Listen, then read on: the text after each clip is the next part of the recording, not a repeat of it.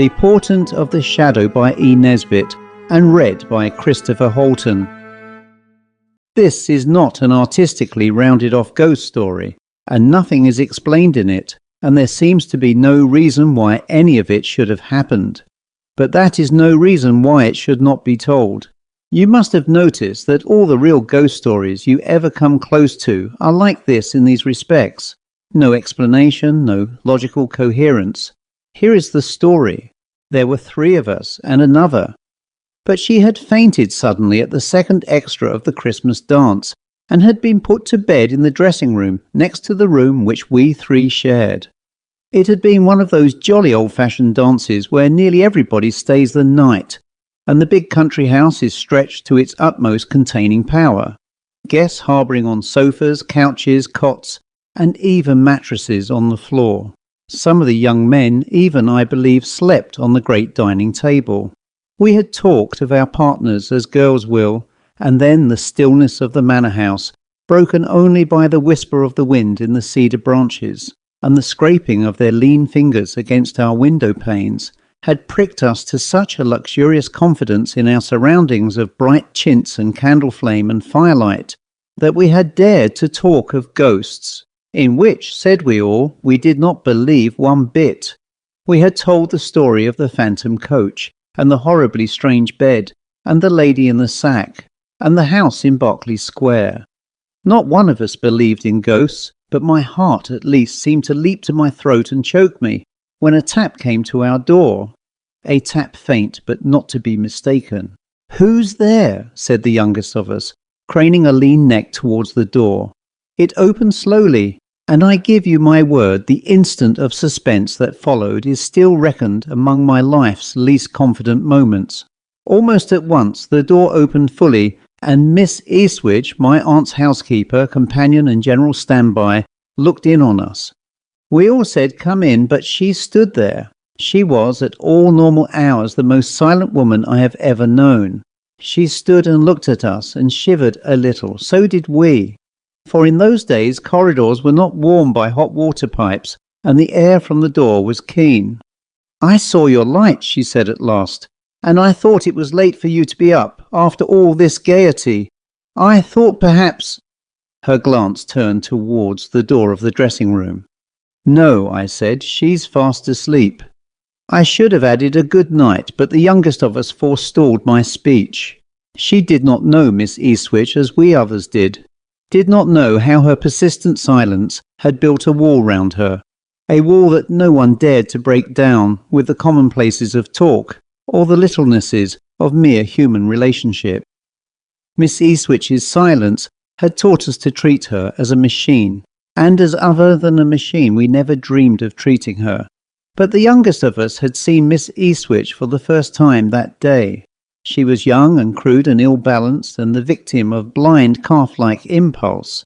She was also the heiress of a rich tallow chandler, but that has nothing to do with this part of the story. She jumped up from the hearthrug, her unsuitably rich silk lace-trimmed dressing gown falling back from her lean neck, and ran to the door, and put an arm round Miss Eastwich's prim lissé-encircled neck. I gasped. I should as soon have dared embrace Cleopatra's needle. "Come in," said the youngest of us. "Come in and get warm. There's lots of cocoa left." She drew Miss Eastwich in and shut the door. The vivid light of pleasure in the housekeeper's pale eyes went through my heart like a knife. It would have been so easy to put an arm round her neck if one had only thought she wanted it. But it was not I who had thought that. And indeed, my arm might not have brought the light invoked by the lean arm of the youngest of us. "Now," the youngest went on eagerly, "you shall have the very biggest, nicest chair, and the cocoa pots here on the hob as hot, and we've all been telling ghost stories, only we don't believe in them a bit, and when you get warm you ought to tell one too." "Miss Eastwich, that model of decorum and decently done duties, tell a ghost story." The child was mad. "You're sure I'm not in your way?" Miss Eastwich said, stretching her hands to the blaze. "I wondered whether housekeepers have fires in their rooms even at Christmas time. Not a bit." I said it, and I hope I said it as warmly as I felt it. Miss Eastwich. I'd have asked you to come in other times, only I didn't think you'd care for girls' chatter." The third girl, who was really of no account, and that's why I have not said anything about her before, poured cocoa for our guest. I put my fleecy Madeira shawl round her shoulders. I could not think of anything else to do for her, and I suddenly found myself wishing desperately to do something. The smile she gave us was quite pretty. People can smile prettily at 40 or 50, or even later, though girls don't realise this. It occurred to me, and this was another knife thrust, that I had never seen Miss Eastwich smile, a real smile, before. The pale smiles of dutiful acquiescence were not of the same blood as this dimpling, happy, transfiguring look. "This is very pleasant," she said, and it seemed to me that I had never before heard her real voice. It did not please me to think that at the cost of cocoa and fire and my arms round her neck, I might have heard this new voice any time these 6 years. "We've been telling ghost stories," I said. "The worst of it is we don't believe in ghosts. No one anyone knows has ever seen one."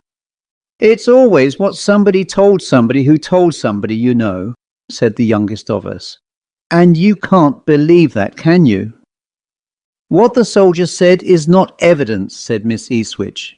"Will it be believed that the little Dickens quotation pierced me more keenly than the new smile or the new voice? And all ghost stories are so beautifully rounded off. A murder committed on the spot, or a hidden treasure, or a warning. I think that makes them harder to believe. The most horrid ghost story I ever heard was one that was quite silly." "Tell it." "I can't. It doesn't sound anything to tell. Mrs. Eastwich ought to tell one." "Oh, do," said the youngest of us, and her salt-cellars loomed dark as she stretched her neck eagerly and laid an entreating arm on our guest's knee. "The only thing that I ever knew of was hearsay," she said slowly. "At least half of it was." I knew she would tell her story, and I knew she had never before told it, and I knew she was only telling it now because she was proud, and this seemed the only way to pay for the fire and the cocoa and the laying of that thin arm round her neck. "Don't tell it," I said suddenly. "I know you'd rather not." "I dare say it would bore you," she said meekly, and the youngest of us, who after all did not understand everything, glared resentfully at me. "We should just love it," she said. "Do tell us. Never mind if it isn't a real proper fixed-up story. I'm certain anything you think ghostly would be quite too beautifully horrid for anything." Miss Eastwich finished her cocoa and reached up to set the cup on the mantelpiece. "It can't do any harm," she said to herself. "They don't believe in ghosts, and it wasn't exactly a ghost either. And they're all over 20. They're not babies." There was a breathing time of hush and expectancy. The fire crackled and the gas flared higher because the billiard lights had been put out. We heard the steps and voices of the men going along the corridors. "It is really hardly worth telling," Miss Eastwich said doubtfully, shading her faded face from the fire with her thin hand. We all said, "Go on, oh go on, do." "Well," she said, 20 years ago and more than that, I had 2 friends and I loved them more than anything in the world. And they married each other." She paused, and I knew just in what way she had loved each of them, the youngest of us said. "How awfully nice for you. Do go on." She patted the youngest shoulder, and I was glad that I had understood what the youngest of all hadn't. She went on. "Well, after they married, I didn't see much of them for a year or 2, and then he wrote and asked me to come and stay because his wife was ill, and I should cheer her up and cheer him up as well, for it was a gloomy house, and he himself was growing gloomy too." I knew as she spoke that she had every line of that letter by heart. Well, I went. The address was in Lee near London, and in those days there were streets and streets of new villa houses growing up around old brick mansions, standing in their own grounds, with red walls round, you know, and a sort of flavour of coaching days and post-chaises and Blackheath highwaymen about them. He had said the house was gloomy, and it was called the Firs, and I imagined my cab going through a dark winding shrubbery and drawing up in front of one of those sedate old square houses. Instead, we drew up in front of a large smart villa with iron railings, gay and caustic tiles, leading from the iron gate to the stained glass panelled door, and for shrubbery, only a few stunted cypresses and aucubas in the tiny front garden. But inside it was all warm and welcoming. He met me at the door. She was gazing into the fire, and I knew she had forgotten us. But the youngest girl of all still thought that it was to us she was telling her story. "He met me at the door," she said again, "and thanked me for coming, and asked me to forgive the past." "What past?" asked that high priestess of the inapropos, the youngest of all. "Oh, I suppose he meant because they hadn't invited me before or something," said Miss Eastwich worriedly. "But it's a very dull story, I find, after all, and—" "Do go on," I said. Then I kicked the youngest of us and got up to rearrange Miss Eastwich's shawl, and said in blatant dumb show over the shawled shoulders, "Shut up, you little idiot!" After another silence, the housekeeper's new voice went on.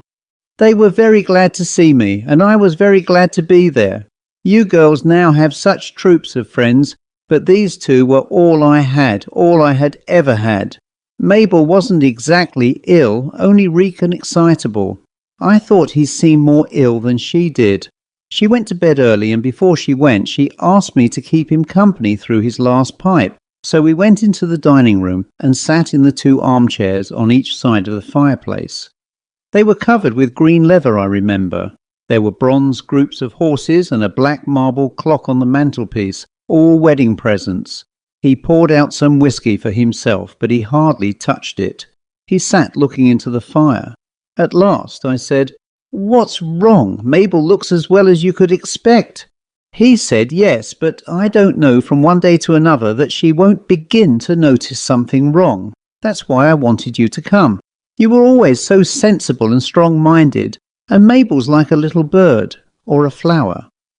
I said yes, of course, and waited for him to go on. I thought he must be in debt or in trouble of some sort, so I just waited. Presently he said, "Margaret, this is a very peculiar house." He always called me Margaret. You see, we'd been such old friends. I told him I thought the house was very pretty and fresh and homelike, only a little too new, but that fault would mend with time. He said, "It is new, that's just it. We're the first people who've ever lived in it. If it were an old house, Margaret, I should think it was haunted." I asked if he had seen anything. "No," he said, "not yet." "Heard then?" said I. "No, nor heard either," he said. "But there's a sort of feeling, I can't describe it. I've seen nothing and I've heard nothing, but I've been so near to seeing and hearing. Just not, that's all. And something follows me about. Only when I turn round there's never anything but my shadow.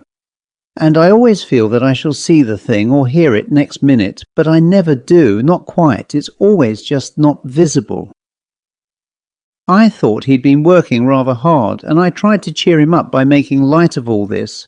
"It was just nerves," I said. Then he said he had thought I could help him, and did I think anyone he had wronged could have laid a curse on him, and did I believe in curses? I said I didn't, and the only person anyone could have said he had wronged forgave him freely, I knew, if there was anything to forgive. So I told him this too. It was I, not the youngest of us, who knew the name of that person wronged and forgiving.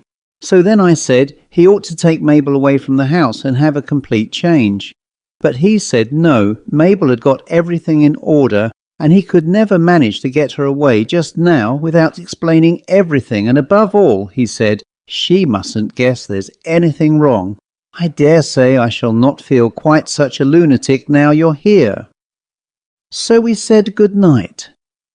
"Is that all the story?" said the third girl, striving to convey that even as it stood, it was a good story. "That is only the beginning," said Miss Eastwich. "Whenever I was alone with him, he used to tell me the same thing over and over again. And at first, when I began to notice things, I tried to think that it was his talk that had upset my nerves. The odd thing was that it wasn't only at night, but in broad daylight, and particularly on the stairs and passages. On the staircase, the feeling used to be so awful that I have had to bite my lips till they bled. to keep myself from running up the stairs at full speed. Only I knew if I did, I should go mad at the top. There was always something behind me, exactly as he had said, something that one could just not see, and a sound that one could just not hear. There was a long corridor at the top of the house. I have sometimes almost seen something, you know how one sees things without looking, but if I turned round, it seemed as if the thing dropped and melted into my shadow. There was a little window at the end of the corridor. Downstairs there was another corridor, something like it, with a cupboard at one end and the kitchen at the other. One night I went down into the kitchen to warm some milk for Mabel. The servants had gone to bed. As I stood by the fire waiting for the milk to boil, I glanced through the open door and along the passage. I never could keep my eyes on what I was doing in that house. The cupboard door was partly open. They used to keep empty bottles and things in it, and as I looked I knew that now it was not going to be almost any more. Yet I said Mabel, not because I thought it could be Mabel who was crouching down there, half in and half out of the cupboard. The thing was grey at first, and then it was black, and when I whispered Mabel, it seemed to sink down till it lay like a pool of ink on the floor, and then its edges drew in, and it seemed to flow like ink when you tilt up the paper you have spilt it on, and it flowed into the cupboard till it was all gathered into the shadow there. I saw it go quite plainly.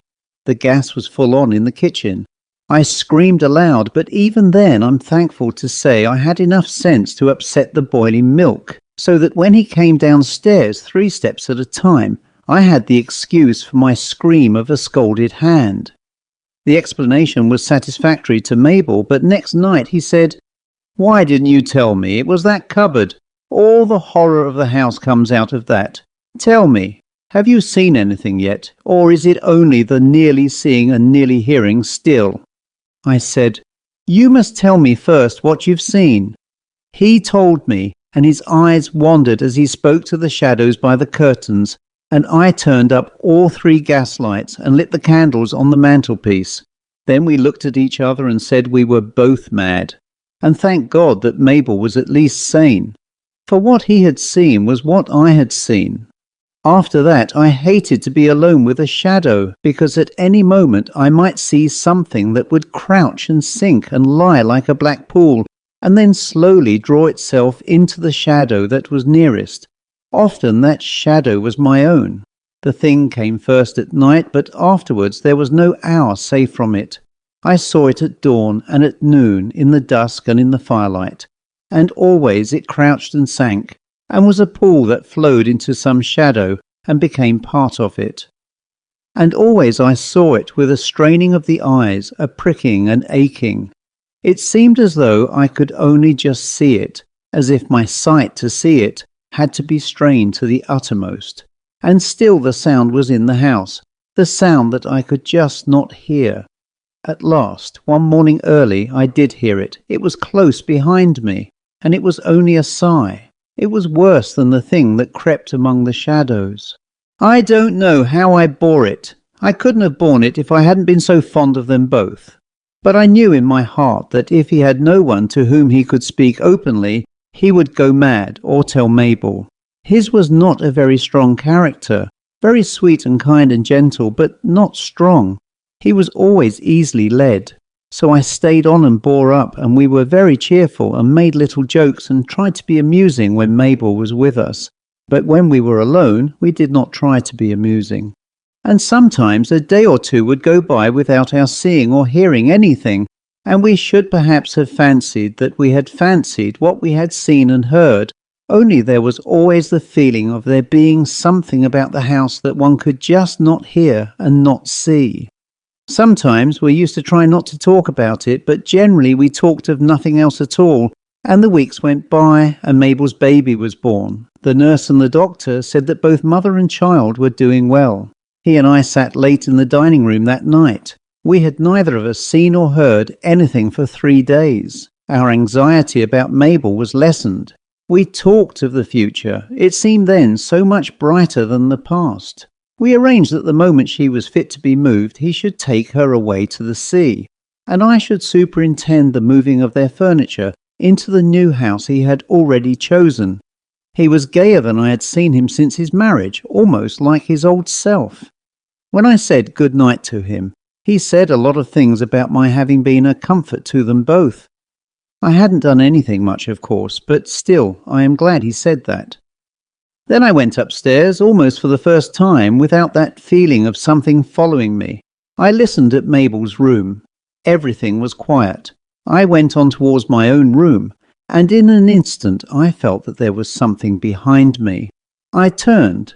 It was crouching there. It sank, and the black fluidness of it seemed to be sucked under the floor of Mabel's room. I went back. I opened the door a listening inch. All was still, and then I heard a sigh, close behind me. I opened the door and went in. The nurse and the baby were asleep. Mabel was asleep too. She looked so pretty, like a tired child. The baby was cuddled up into one of her arms with its tiny head against her side.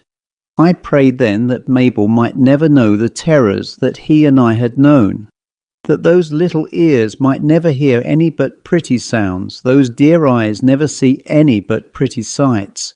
I did not dare to pray for a long time after that, because my prayer was answered. She never saw, never heard anything more in this world, and now I could do nothing more for him or for her. When they had put her in her coffin, I lighted wax candles round her and laid the horrible white flowers that people will send near to her, and then I saw he had followed me. I took his hand to lead him away. At the door we both turned. It seemed to us that we heard a sigh. He would have sprung to her side in I don't know what mad glad hope, but at that instant we both saw it. Between us and the coffin, first grey then black, it crouched an instant, then sank and liquefied, and was gathered together and drawn till it ran into the nearest shadow. And the nearest shadow was the shadow of Mabel's coffin. I left the next day. His mother came. She had never liked me.